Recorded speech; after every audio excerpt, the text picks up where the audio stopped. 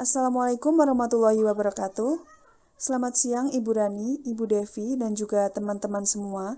Perkenankan kami dari kelompok 5 untuk memaparkan materi kita pada pertemuan 6 kali ini.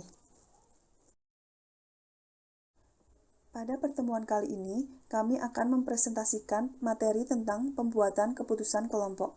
Kami dari kelompok 5 dengan anggota Fathatul Mulia NPM 4103, Galuh Devianandita NPM 4031, dan Hernita Sulistiawati NPM 4073.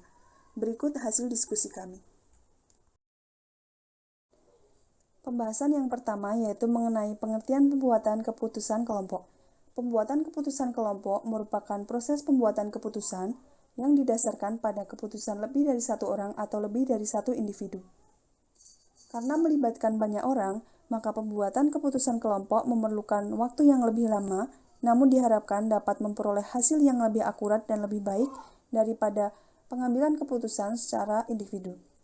Tujuan pengambilan keputusan dalam kelompok yaitu mengambil suatu keputusan dengan pertimbangan yang matang agar dapat mencapai tujuan yang diharapkan oleh anggota kelompok.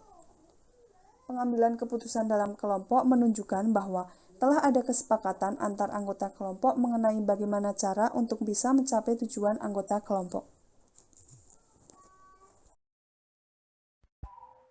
Proses pembuatan keputusan kelompok.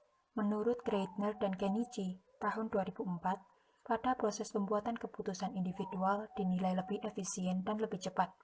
Sementara proses pembuatan keputusan kelompok lebih lama, namun memiliki rasa percaya diri yang lebih tinggi karena kelompok memiliki pengetahuan yang lebih luas dan beragam.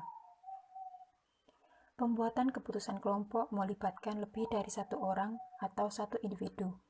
Proses dalam pembuatan keputusan kelompok pada umumnya meliputi 4 tahapan, yaitu yang pertama, tahap permulaan atau inception. Inception merupakan tahap pemilihan tujuan dan strategi awal untuk mencapai sebuah tujuan.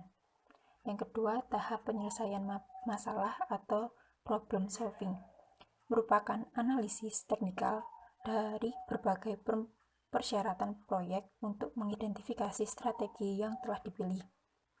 Yang ketiga, ada tahap pemecahan konflik atau perselisihan atau conflict resolution.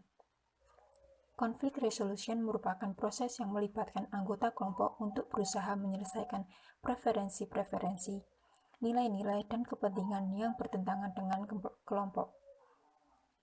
Dan yang terakhir ada tahap pelaksanaan atau execution. Execution merupakan tindakan yang dilakukan kelompok untuk menyelesaikan proyek dan mencapai tujuan yang telah ditetapkan.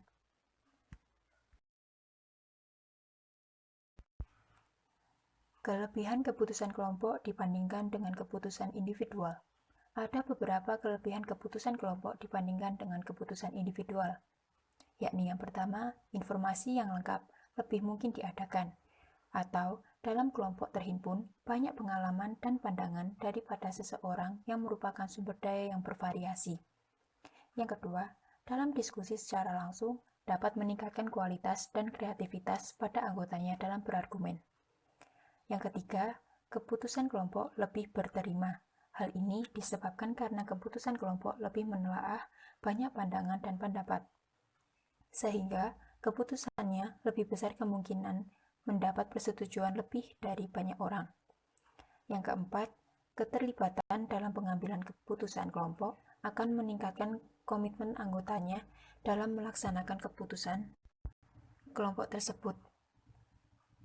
Yang kelima, kelompok mempunyai motivasi yang lebih tinggi untuk mencapai sebuah tujuan. Dan yang keenam, meskipun risiko yang didapat lebih besar daripada keputusan individu, tetapi risiko itu ditanggung secara bersama oleh kelompok, sehingga akan terasa lebih ringan. Keefektifan pembuatan keputusan kelompok. Terdapat 4 keefektifan pembuatan keputusan kelompok, yakni yang pertama, kelompok memiliki lebih banyak pengetahuan dan informasi. Yang kedua, kelompok menyediakan pendekatan pemecahan masalah yang lebih beragam.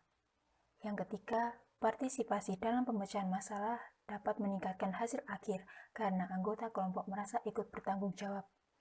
Dan yang keempat, Selama proses penyelesaian masalah, terjadi komunikasi yang baik. Kelemahan keputusan kelompok dibanding dengan keputusan individual.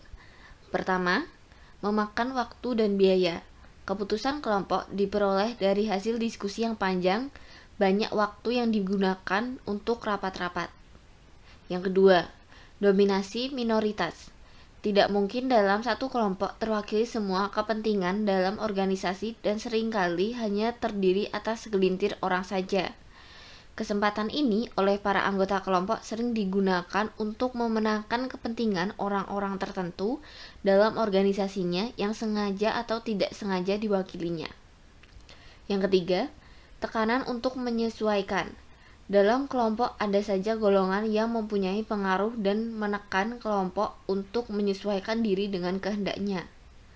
Yang keempat, tanggung jawab tersamar.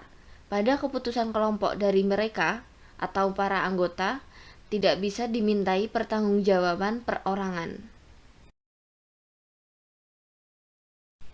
Strategi menghasilkan keputusan kelompok yang baik.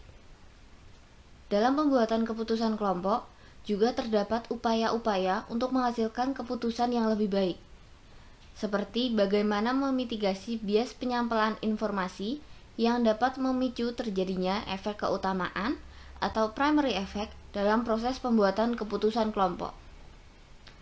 Larson, tahun 1996, merekomendasikan strategi memitigasi dan mencegah terjadinya bias penyampaian informasi dalam pembuatan keputusan kelompok, yaitu dengan mengembangkan teknik intervensi yang disebut Shared Cognition Awareness Training atau SCAT.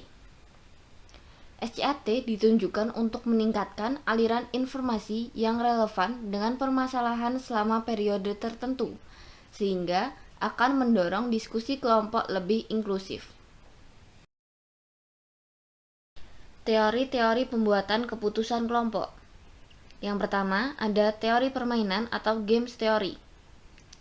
Teori ini menggunakan penandingan antara individual versus kelompok dalam konteks sebuah permainan.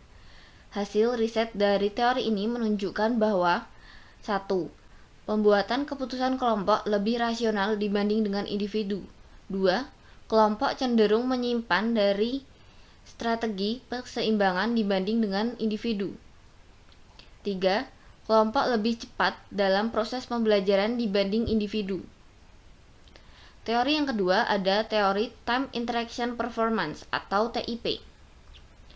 Teori yang dikembangkan oleh McGrath tahun 1991 menjelaskan bahwa kelompok secara terus-menerus dan simultan melakukan 3 fungsi, yaitu produksi, dukungan anggota, dan kesejahteraan kelompok.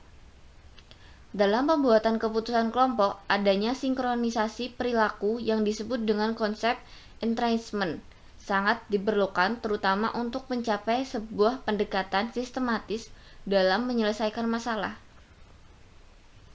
Namun, entrainment dapat terganggu apabila terdapat suatu perubahan anggota, tugas atau proyek, dan atau kondisi operasi seperti adanya tekanan waktu. Sekian presentasi dari kelompok kami. Kami mohon maaf apabila masih terdapat kesalahan dan kekurangan. Terima kasih juga atas perhatian dari teman-teman semua. Kami akhiri. Wassalamualaikum warahmatullahi wabarakatuh.